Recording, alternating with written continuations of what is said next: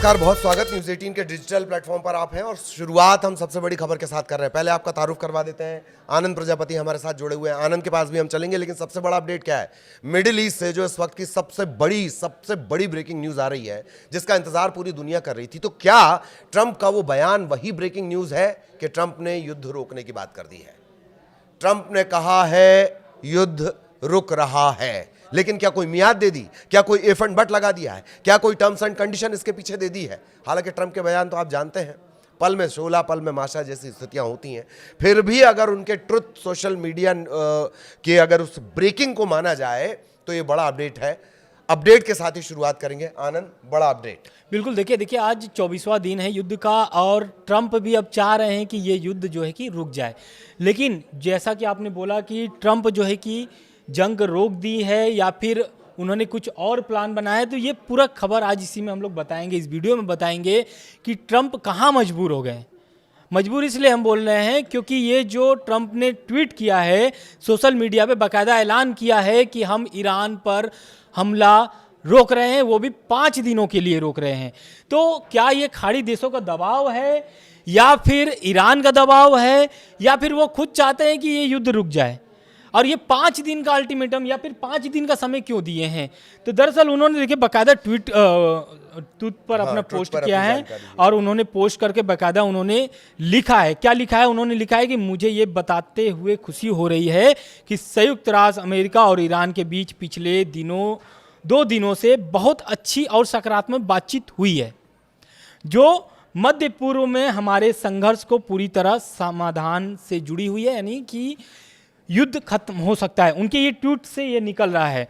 साथ ही उन्होंने जाहिर भी किया है, उन्होंने ये जाहिर किया है कि ये जो युद्ध चल रहा है और उन्होंने जो धमकी दिया था ईरान को कि उनके ऊर्जा प्लांट पर हमला करेगा ईरान, तो अमेरिका हमला करेगा ईरान के ऊर्जा प्लांट पर, तो उस पर भी उन्होंने बोला है कि ये जो प्लांट पर हमने हमले की बात कही थी, तो वो हमले 5 दिनों के लिए स्थगित कर दिया गया है।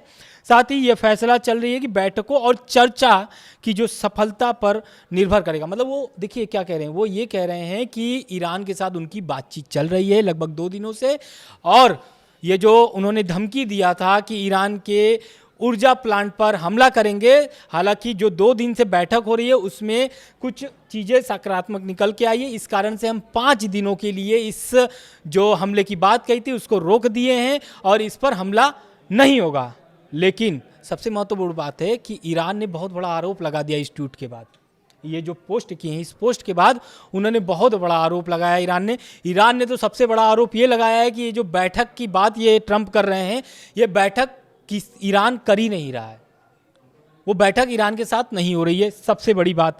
और ये बात कौन बोला है मैं आपको बता दे रहा हूँ। ईरान की जो राष्ट्रीय सुरक्षा और विदेश नीति के आयोग के प्रवक्ता हैं अब्राहिम रेजाई ने, उन्होंने बाकायदा कहा है कि लड़ाई जारी है और ये शैतान के लिए एक और हार है। उनका मैं कोट कर रहा हूँ ये बयान। और ट्रंप और अमेरिका एक बार फिर से हार गए हैं। ये कौन कह रहा है? ये कह रहे हैं ईरान के राष्ट्रीय सुरक्षा और विदेश नीति के आयोग के प्रवक्ता, उन्होंने ये बात कहा है। साथ ही उन्होंने कहा है कि ईरान इस बात से भी इनकार करता है कि पर्दे के पीछे या फिर प्रत्यक्ष रूप से उनकी अमेरिका से साथ कोई भी बातचीत नहीं हो रही है। तो ये एक तरीके से समझिए कि क्या ट्रंप सच में मजबूर हो गए हैं? क्योंकि देखिए मजबूरी का बात भी हम आगे आपको बताएंगे कि क्या ऐसा हुआ था कि ट्रंप को ये पोस्ट करना पड़ा। तो मसला होता है शुरू स्ट्रेट ऑफ हॉर्मुज से।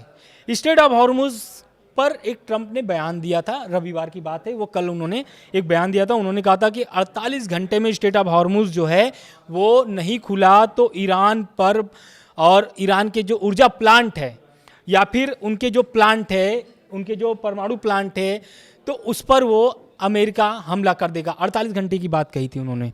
और उन्होंने साथ में ये भी धमकी भरा, उन्होंने कहा था कि अगर ईरान स्ट्रेट ऑफ हॉर्मुज खोलने में कोई भी आनाकानी करता है तो ये प्लांट पूरी तरीके से अमेरिका के द्वारा तबाह कर दिया जाएगा। उसके बाद जो है कि मामला उठता है धीरे धीरे। इस बयान के बाद ईरान का बयान आता है, साथ ही खाड़ी देशों का बयान आता है। खाड़ी देशों का इसलिए बयान आता है, अब आनंद को यहाँ रोकना चाह रहा हूँ। इसके बाद जो आनंद बताने वाले हैं ना, वो बहुत दिलचस्प है। लेकिन उससे पहले एक बात जानिए। आप करोड़ रुपया का सामान खर्च कर रहे हैं, 1000 रुपया का सामान खर्च कर रहे हैं, और ईरान अपने जुगाड़ से 10 रुपए में खेला कर दे रहा है। इस तरह से आर्थिक नुकसान ईरान ने पहुंचाया है। ये एक दिन की जो एक दिन का ये तैयारी नहीं है। कहा जाता है कि ईरान पिछले 30 सालों से इस तरह के संभावित युद्ध को लेकर तैयारियां कर रहा है। बार बार वो ये क्यों कहता है कि स्ट्रेट ऑफ हॉर्मुज पूरे दुनिया का गला है, उसका कब्जा मेरे पास है? क्यों उसकी हर शर्त में स्ट्रेट ऑफ हॉर्मुज का जिक्र होता है? क्यों वो कह रहा है कि एक अंतर्राष्ट्रीय कानून बनाया जाए, मुझे मेरा टोल यहां पे लगा दो भाई, मैं अपना ऐसा टोल उठाऊंगा, लोगों से पैसा लूंगा? क्यों वो कह रहा चाह रहा है? जबकि वो तो कह रहा है कि गला है, ये उसका कब्जा है एक तरीके से। लैंडमाइन का एक्सपर्ट है वो, समुद्र के अंदर जो बिछाई जाती है। छोटे छोटे जहाजों पर वो काम करता है, बड़ के जहाज लाने की उसे जरूरत नहीं है। अब्राहम लिंकन, गेराल्ड या जेराल्ड जिसे आप कहते हैं, ये शब्द की वजह से, जो नाम है उसकी वजह से गेराल्ड जेराल्ड दोनों शब्द बोले जाते हैं। उसे लाने की जरूरत नहीं, वो छोटी नाव से इतना भयंकर काम कर सकता है। तो दरअसल वो ये चाहता है वो अपनी आर्थिक स्थिति भी मजबूत करे, लेकिन उसकी हर शर्त में स्टेट ऑफ हॉर्मुज होता है। अब मैं आता हूं उस बात पे जिसे आनंद अभी आगे डिकोड करेंगे। बिल्कुल, देखिए आखिर यूएई और इन सबको ये कहने की जरूरत क्यों पड़ी? मैं ये सब बातें मैंने आपको इस वजह से बताई हैं। ईरान की रणनीति को आप एनालिसिस करिए। जब से ये युद्ध शुरू हुआ है तब से ईरान सीधा मैसेज ये देता है कि आप अगर मुझ पर हमला करेंगे, आप अगर मेरे प्लांट पे हमला करेंगे, मैं आपके प्लांट पे हमला कर दूंगा। आप मेरी फलां चीज को अगर हमला करेंगे तो मैं आपके फलां शहर पे हमला कर दूंगा। तेल अवीव जैसे शहर पर, अराज जैसे शहर पर हमला कर दिया गया, यरूशलेम के पास मिसाइलें गिरी है। तो cut to cut, neck to neck जवाब देना, tit for tat, diamond cut diamond, इस पॉलिसी पे ईरान चल रहा है। तो जब आपने ये कहा कि हम आपके पावर प्लांट पे हमला करेंगे, उसके बाद अमेरिका से ज्यादा परेशान हो गए वो कंट्रीज जो इर्द गिर्द बनावट है, जहां अमेरिका की बेसेस है, और उसे आनंद अब डिकोड करेंगे। बिल्कुल आप सही कह रहे हैं। और वो जो 48 घंटे का ट्रंप ने अल्टीमेटम दिया था कि 48 घंटे में आपको स्ट्रेट ऑफ हॉर्मुज खोलना होगा, सब मामला वहीं से शुरू हो जाता है। मामला वहाँ से शुरू होता है, ईरान उसका पलटवार करता है, जवाब देता है, और जवाब में ईरान का भी धमकी भरा एक तरीके से बयान आता है। और ईरान साफ तौर से बोल देता है कि अगर ऊर्जा प्लांट पर, ईरान के ऊर्जा प्लांट पर अगर हमला होता है तो इसका बराबरी से जवाब दिया जाएगा। और खास करके ऊर्जा और उनके एनर्जी ठिकाने हो या आईटी ठिकाने हो, या फिर जो सबसे अहम बात है जहां पर पूरा मामला फंस गया, वो है डिसैलिनेशंस प्लांट्स। ये जो प्लांट्स मैंने आपको बताया है, ये प्लांट पूरे खाड़ी देशों के लिए बहुत अहम है। खाड़ी देशों के इसलिए अहम है कि ईरान पर इस पर हमला करने की बात कह दी उस 48 घंटे के अल्टीमेटम के जवाब में। ईरान का ये जवाब था। अब ये जो शब्द आया ना डिसैलिनेशन, मैं रोक रहा हूँ आनंद को, वैसे मैं ऐसा टोकना नहीं चाहता, बड़े धारा प्रवाह बोलते हैं आनंद, लेकिन ये जो शब्द है डिसैलिनेशन, मुझे ही समझने में बहुत वक्त लगा। दरअसल मैं आपको बहुत आसान शब्दों में बता दूं कि समंदर के पानी को आरओ के जरिए साफ कर लेना और पीने लायक बना लेना, ये काम करता है कौन? Desalination plant.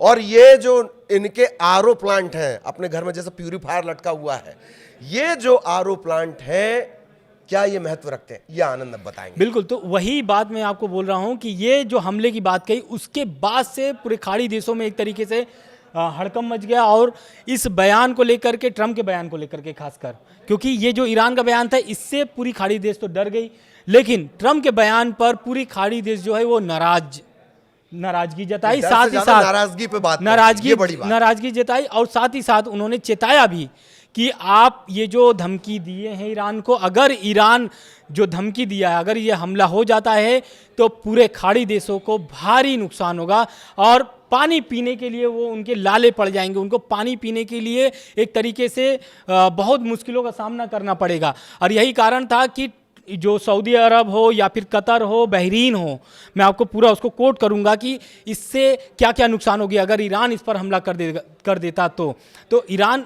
सऊदी अरब या फिर कतर या बहरीन, ये लोग इसलिए डर गए क्योंकि ईरान जहाँ जहाँ ईरान पर हमला हुआ है वहाँ वहाँ वो ईरान ने जवाब दिया।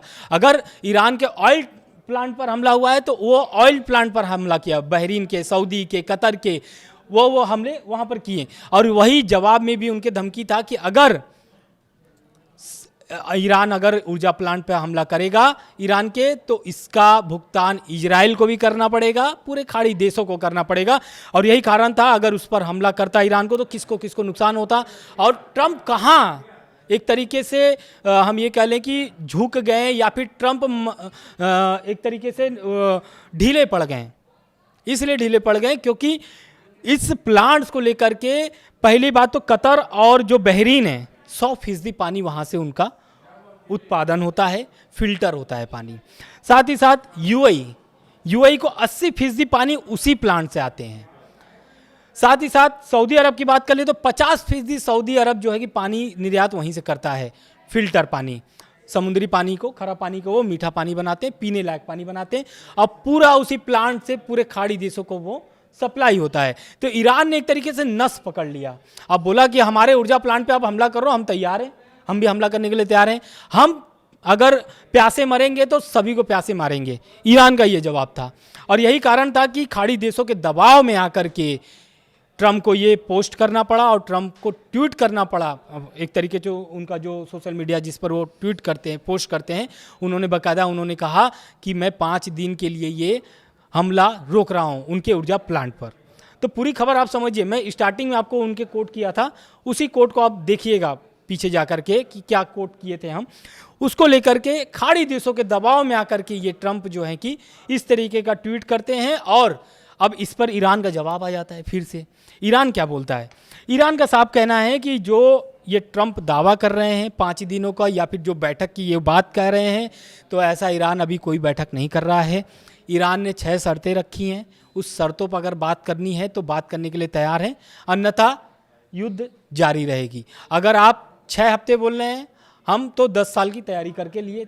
उनका कुछ ईरान के कोई अधिकारी थे, उन्होंने बोला कि ईरान तो 10 साल की तैयारी करके बैठा हुआ है, इराक से भी कई सालों तक लड़ाई उन्होंने लड़ा है, तो उनको वो एक तरीके से कह लें तो अभ्यस्त हैं उस चीज़ों को लेकर के। हाँ, जून के हमले में इस तरीके का पलटवार ईरान की तरफ से इसलिए नहीं हुआ था, ईरान नहीं चाहता कि युद्ध हो, लेकिन ईरान अपने नेतृत्व को खो चुका है। नेतृत्व मतलब उनके जो बड़े लीडर्स थे, आयतुल्लाह अली खामनेई हो, अली लारिजानी हो या फिर IRGC के बड़े कमांडर हो, सभी मारे गए हैं। मुस्तफा खामनेई अभी नए नए सुप्रीम लीडर बने हैं। हालांकि उनके सपोर्ट में भी रूस का भी बयान आया, उत्तर कोरिया का भी आया, चीन का भी आया, लोगों ने बधाई दी है। तो चीन, उत्तर कोरिया, रूस साथ में खड़ा है मुस्तफा खामनेई के साथ। मुस्तफा खामनेई का लास्ट जो बयान आया, उन्होंने कह दिया कि भाई अमेरिका के साथ हम कोई भी बातचीत नहीं करेंगे, कोई भी समझौता नहीं करेंगे, क्योंकि ईरान भारी नुकसान में जा रहा है, भारी नुकसान सह रहा है। बिल्कुल। तो कुल जमा इसकी बात ये समझ लीजिए कि जहां ईरान ने बोला है वहां हमला किया। एक तो बंदा बोल के हमला करता है, ये सबसे गजब बात है कि बता के हमला करता है कि मैं यहां हमला करने वाला हूं, एक बात। दूसरी बात कि प्यासा मार डालेगा। पेट्रोल पी के तो प्यास बुझेगी नहीं, जब पानी नहीं मिलेगा तो पेच फंस जाएगा। वैसे भी पेच फंसा हुआ है। जानकार तो ये तक कह रहे हैं कि ईरान तो उसी दिन युद्ध जीत गया था जब उसने लंबे युद्ध में अमेरिका को खींच लिया। आपको स्ट्राइक का तजुर्बा है, लंबे युद्ध लड़ने का नहीं है। आनंद ने जो बात बताई उसको सपोर्ट करने के कुछ आंकड़े मैं आपको बता दूं। डिसैलिनेशन प्लांट यानी समुद्र का जो खारा पानी उसे पीने योग्य बनाना, 70 से 90% इसी प्लांट पर निर्भर है पूरे खाड़ी देश। फारस की खाड़ी में करीब करीब 400 इस तरह के डिसैलिनेशन प्लांट हैं।